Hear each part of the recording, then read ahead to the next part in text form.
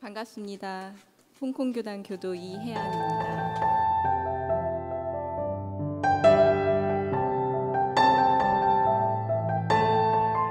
15년 전 저는 한 남자를 만나 나를 많이 사랑해 줄 것이라고 굳게 믿고 홍콩으로 시집을 갔습니다. 그렇지만 4, 5년 전부터 남편과의 불화로 가장 힘든 시기를 보내고 있었고, 이때 마음 공부를 해보자고 제안해 주신 분의 인도로 교당에 다니게 되었습니다. 홍콩 교당에서 교무님께 처음 받은 법문은 인과품 9장, 사람이 만일 지극한 마음으로 수도하오면 정업이라도 면할 수 있겠나이까 하는 물음에 대한 대종사님의 답이었습니다. 대종사님의 이 법문을 읽으면서 펑펑 울었었는데, 정한 업은 조련이 면하기 어려우나 점진적으로 면해가는 길도 있고 위력으로서 그 정업을 경하게 할 수 있다는 믿음이 저를 입교하게 한 계기가 되었습니다. 저는 일원의 진리, 즉 생멸 없는 도와 인과 보응되는 이치를 신앙합니다. 따라서 인과의 이치에 따라 제가 지은 업은 달게 받아야 하는 것을 알게 되었습니다.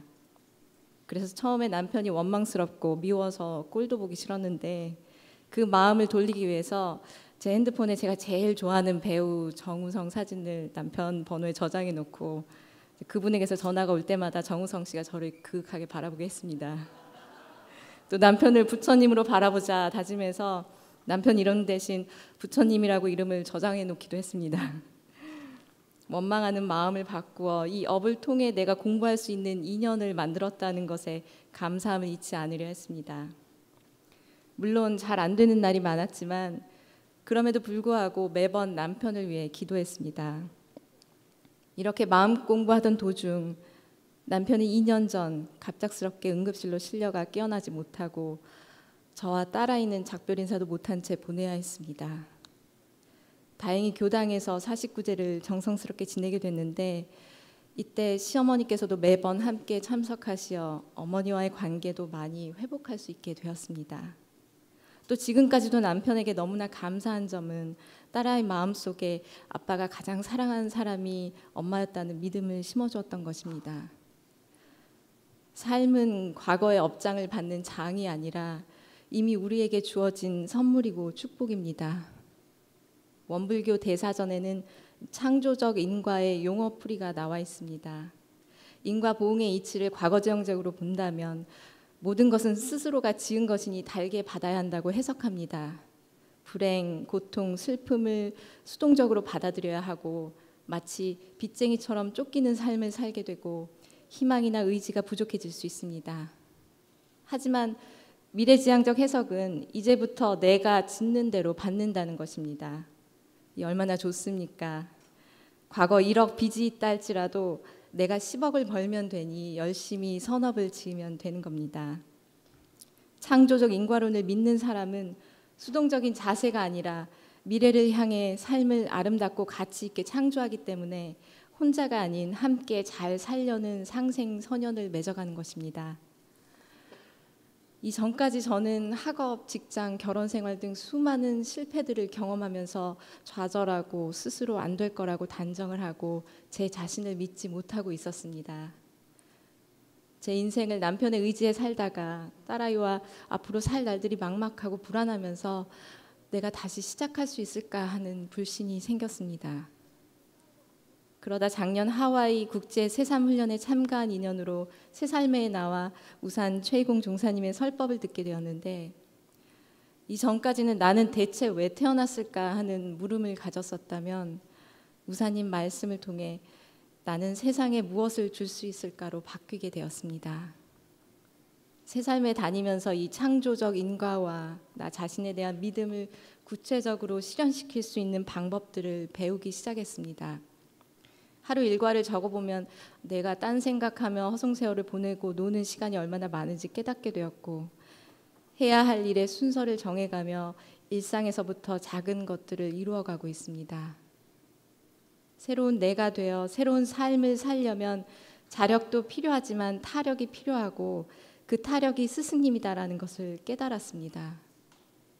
또한 작년 여름 여러 원불교 어른들과 말씀을 나눈 결과 제가 부모님의 타력이 필요하다는 결론을 내려 한국으로 오게 되었는데, 귀국하고 얼마 되지 않아 여기 계신 수타원 이성재님께서는 제가 몇 년간 염원하면서 하지 못했던 저희 부모님 교화를 단 몇 시간의 말씀으로 해주셔서 지금은 온 가족이 새삼훈련에 다니며 마음 공부를 시작하여 유념 공부와 몸살돌 공부를 열심히 하고 있습니다. 그리고 이렇게 여러분들이 훈증훈련을 잘 받을 수 있도록 상을 내지도 않고 한 바가 없는 마음으로 조용히 헌신하고 계신 분들이 새살매에 계십니다. 정말 존경스럽고 끊임없는 선업과 무루의 공덕을 짓고 계시니 부럽지가 않을 수 없습니다. 제가 새살매에서 이분들과 함께 공부하고 있다는 것이 너무나 행복하고 이 자리를 빌어 감사의 말씀을 드리고 싶습니다. 대종사님께서는 나의 조물주는 나라고 말씀하시면서 우리가 살면서 복과 해를 찾는 길을 이미 인도해 주셨는데 저는 이를 믿지 못했을 뿐더러 제 자신도 믿지 못하는 삶을 살고 있었습니다.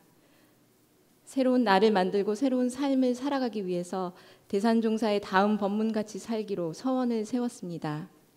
대산종사법어 제1심신편 59장 대산종사 말씀하시기를 진리를 믿고 진리를 위해 일하며 진리로 돌아가고 스승을 믿고 스승을 위해 일하며 스승에게 돌아가고 법을 믿고 법을 위해 일하며 법으로 돌아가고 회상을 믿고 회상을 위해 일하며 회상으로 돌아가고 사은을 믿고 사은을 위해 일하며 사은으로 돌아가고 자기를 믿고 자기를 위해 일하며 자기에게 돌아가라.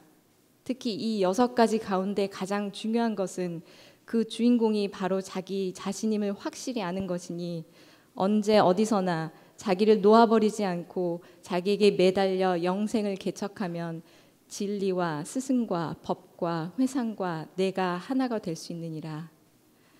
저는 앞으로 이 법문대로 살 것을 종법사님 앞에서 서원 올립니다. 감사합니다.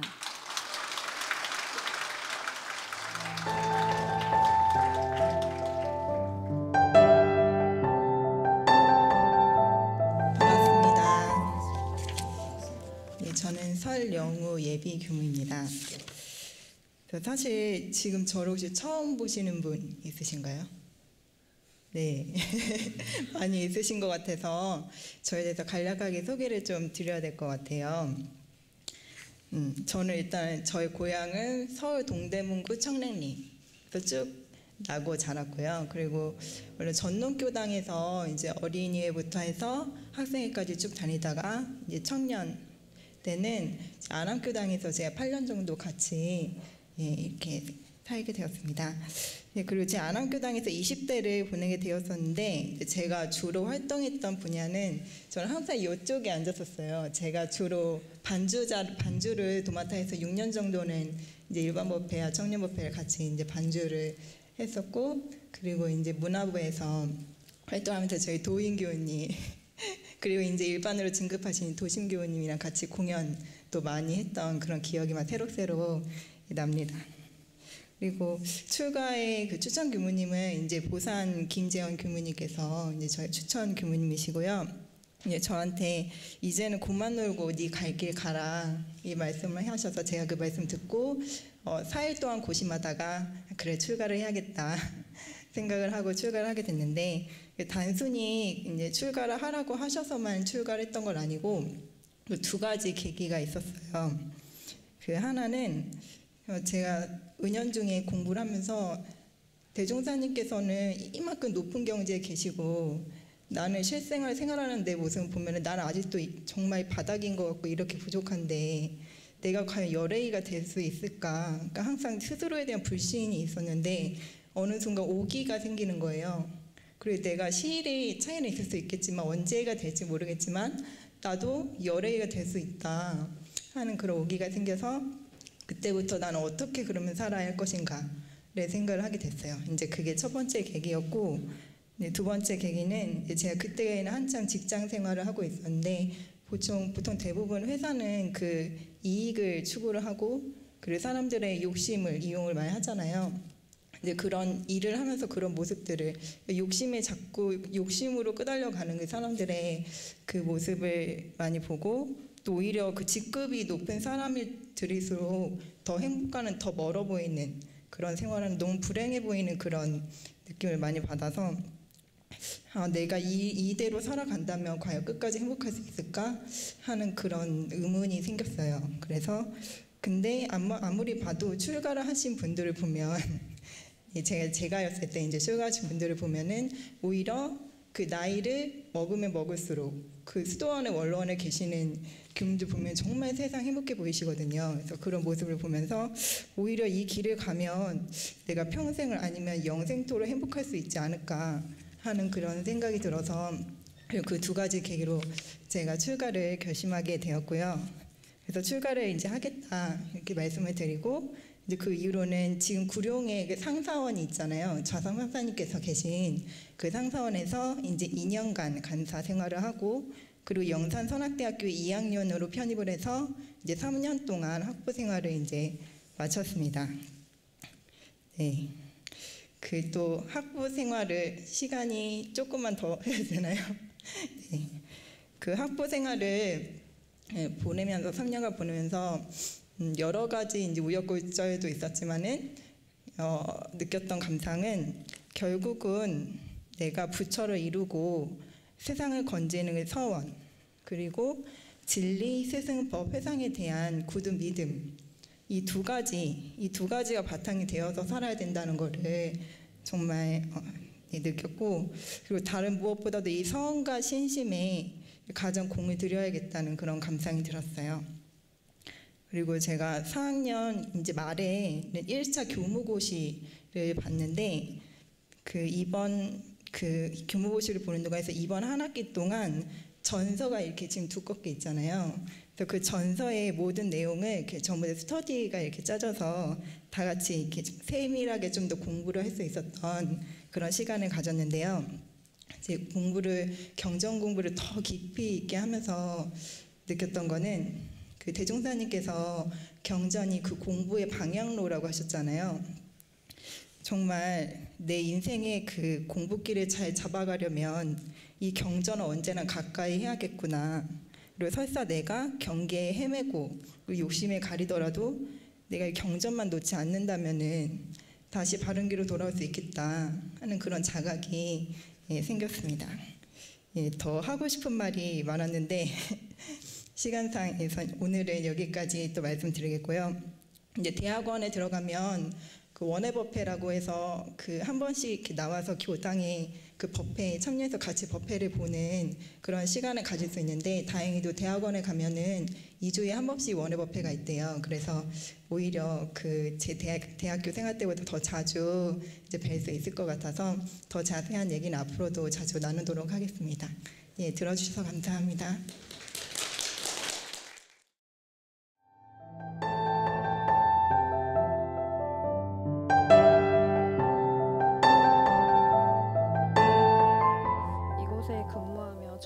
제가 기자들이 느낀 원불교와 원불교 사람들에 대한 이야기를 말씀드리려고 합니다. 떨리는데.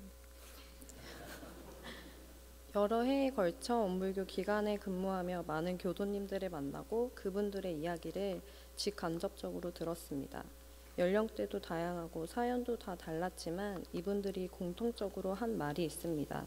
이 공부가 너무나 좋다. 삶의 중심으로 잡고 살고 있다는 말이었습니다. 인터뷰를 했던 분 중에는 딸을 불의의 사고로 잃고 장기 기증까지 하신 분이 있었습니다. 인터뷰를 시작한 지 1시간이 지나 조금 말이 풀리고 긴장감이 옅어졌을 때 나온 말이었습니다. 그렇게 딸을 보냈다는 그 교도님은 그 말을 하고 몇 초 동안 말씀을 잊지 못하셨습니다. 그러면서 그런 결정을 할 수 있었고 또 이렇게 버틸 수 있는 것은 원불교 공부가 있었다고 했습니다. 실제로 그날 그분을 만난 곳은 원불교 자원봉사 현장이었습니다. 또 한 분은 아픈 딸을 보살피면서 집장촌 여성들의 건강을 돌보는 분이었습니다. 집에서도 힘드신데 어떻게 밖에서도 이런 힘든 일을 하시냐고 물었던 것 같습니다. 그분의 답은 인과를 믿으니 그렇다 였습니다. 오랜 시간 지난 인터뷰지만 참 씩씩하고 밝았던 분이었습니다. 취재를 나간 저희 기자들은 이렇게 여러분들의 반평생의 이야기를 몇 시간씩 듣고 나면 바로 집에 돌아가기 힘들 때가 있다고 합니다. 가끔 카페에 앉아 이야기들을 소화시키는데 그때 가장 많이 드는 생각이 종교가 무엇이기에 이렇게까지 할 수 있는 걸까라는 생각이라고 합니다.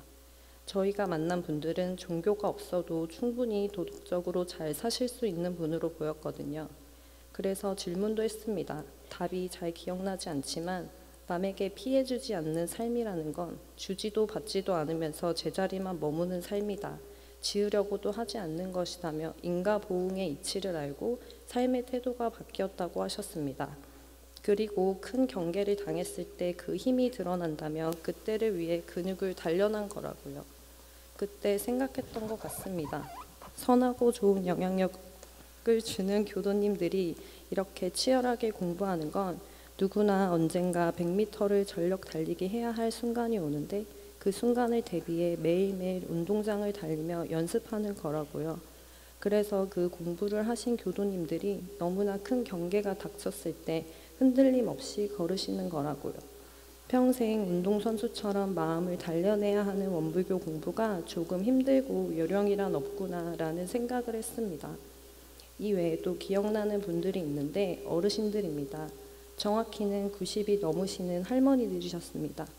원불교 공부를 최소 50년은 한 분들이었는데 왜 그런지 몰라도 이분들을 만나고 오면 참 기분이 좋았습니다. 이분들도 공통적으로 하신 말이 내 생에는 꼭 전무 출신을 하고 싶다는 말이었습니다. 그래서 내 생에 좋은 전무 출신이 되기 위해 매일매일 사경과 교전 읽는 것은 물론 그림 그리는 공부도 열심히 하고 성가도 열심히 부르신다고 했습니다. 그래서 가는 게 두렵지 않다고 하셨던 할머니 교도님 옆에는 달고 다른 교전 위에 염주가 있었던 기억이 납니다. 이런 원불교 1세대 어르신들이 있었기에 원불교가 지금까지 올 수 있었구나라는 생각을 한 것 같습니다. 벌써 오래전 일이라 이분들 대부분은 열반에 드셨습니다. 저희가 인터뷰 때 찍어드린 사진이 영정 사진으로 쓰셨다는 이야기도 들었으니까요. 운이 좋아 많은 교도님들의 이야기를 들을 수 있었고 그 중에서도 신심 깊은 교도님들의 수행담을 전해 들을 수 있었습니다. 그분들의 이야기를 저희가 다 이해해 전달했는지 가끔 의문이 들 때도 있습니다. 하지만 언제나 최선을 다해 그분들의 생생한 이야기를 전하기 위해 노력하고 있습니다. 그러니 원강에 많은 애독 부탁드립니다. 내 생엔 꼭 전무 출신 하고 싶다던 그 할머니 교도님들이 언젠가 이 자리에 꼭 계셨으면 좋겠다는 생각을 해보며 이상 마치겠습니다. 감사합니다.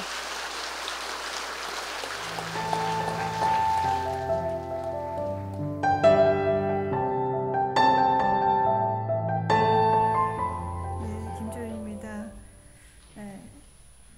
안 떨릴 줄 알았더니 떨리긴 하네요. 네, 말씀드리겠습니다. 저와 원불교의 인연은 원기 99년부터 시작이 됩니다. 원불교 오기 전 종교는 천주교 신자였고요. 세례명이 카타리나였습니다. 천주교 신자였지만 부처님 오신 날에는 등을 달았고 개인적인 경제 상황이 안 좋아져서 제가 부처님 오신 날 등을 달 수 없게 되었는데 그때 한사님 말씀을 하셨어요. 원불교 오면은 등을 자기가 만들어서 달 수 있다고 말씀하시더라고요. 그래서 이제 오게 됐어요. 오게 됐는데 그날 아마 제사님 지금 여기 계시는데요. 오는 날 바로 입교 원서를 쓰라고 말씀을 하시더라고요. 근데 한사님이 뒤에서 역정을 내셨는데 친교도 안 하고 입교 먼저 한다고 말씀을 하셨는데도 저는 자석에 이끌리시 그렇게 썼습니다. 입교 원서를 쓰고 나서 네, 지금에 와서는 이제 잘 썼다는 생각은 들긴 하는데요. 제가 한동안 많이 힘들고 괴로운 시기가 있었습니다. 네, 그래서 그러니까 약한 모습을 안 보이려고 그렇게 속으로 많이 울었던 것 같아요. 이런 가사가 있더라고요. 얼마나 울어야 마음이 혀지고 얼마나 울어야 가슴이 열릴까. 얼마나 사무쳐야 하늘이 열리고 얼마나 미워야 사랑이 싹 트나. 얼마나 속아야 행복하다고 얼마나 버려야 자유로울까. 얼마나 태워야 오만이 없어질까? 얼마나 썩어야 종자로 열릴까? 원불교를 개종한 후 생활은 많이 나아지고 마음도 많이 풍족해졌습니다. 감사 생활을 하며 살다 보니 늘 사안의 도움을 받으며 주변을 환하게 밝히는 그런 사람이 되도록 노력하고 있습니다. 누군가 세상을 살아가면서 무기를 하나씩 가지고 살아간다고 합니다. 저에게 그게 원불교라고 생각을 했습니다. 언제나 든든한 백그라운드 같은 역할을 했습니다. 늦은 입교로 제가 교당에 와서 할 수 있는 일을 무엇일까 생각해 보았습니다. 그러던 중 제가 잘하고 있고 잘하고 현재도 잘하고 있는 그것을 본공을 해야 되겠구나라는 생각을 했습니다. 그래서 99년부터 현재까지 그 일을 하고 있습니다. 그러다 보니 남편인 박혜성 님도 같이 그 일을 같이 하고 있습니다. 현재. 그래서 일요일 날이면 굉장히 좋은 마음이 돼서 남편과 같이 교당에 오고 남편과 같이 퇴근을 하지만 같이 그렇게 집으로 돌아가고 있습니다. 제가 오늘 이제 말씀 제목을 정한 게 발자국이란 제목을 정해봤습니다. 제가 그 발자국을 정한 그 계기가 뭐였냐면 이분들을 보면 교당 생활을 저렇게 하고 다녀야 되겠구나라는 그런 생각을 했습니다. 그분들이 누구시냐면 시숙님이신 그 한산 김영선님과 신우인 목타원 박용신님이신데요. 우리 박용신님은 생연매장과 원크로스로 본공 활동을 하고 계시고요. 그리고 한산 김영성님은 하모니카 동아리 하시고요. 일양 기고도 하시는데 뭐라고 하시냐면 본인이 그 일을 하면서 공부도 되고 좋다고 하십니다. 그리고 원트래킹에서도 사진과 인원 점검 무엇이든지 도움이 되는 곳이면 언제라도 무엇이라도 합력해주고 계십니다. 이제 뒤돌아보니까 제 주위에 이처럼 좋은 법연이 있어 은혜 충만한 가운데 행복한 교당 생활을 하고 있습니다. 저도 소태산 대종사님께서 가르쳐 주신 용신법으로 마음을 잘 닫고 마음을 잘 사용하는 그런 속 깊은 김조인이 되고자 합니다. 힘 닿는 대로 무아본공을 실천하는 교도 그 선과 다짐을 향해 한 걸음 한 걸음 나아가도록 하겠습니다. 그리고 안 끝났습니다. 원트래킹이 10월 둘째 주 서울 둘레길